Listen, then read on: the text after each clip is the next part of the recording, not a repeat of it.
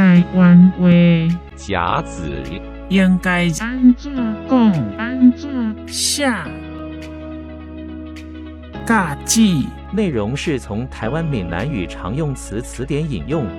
是以计算时间的单位，60年称一甲子。古代人们以10天干和12地支相配合来纪年或计岁时，甲为天干的第一位，子为地支的一位，天干和地支循环相配，可配成甲子、乙丑、丙寅。癸亥共60种，统称为甲子。历人无照天理，天无照尬记。比喻人若不按天理行事，大自然必定反扑。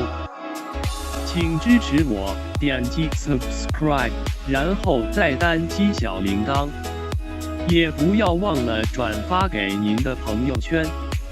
谢谢，请点击下面观看同一系列的影片。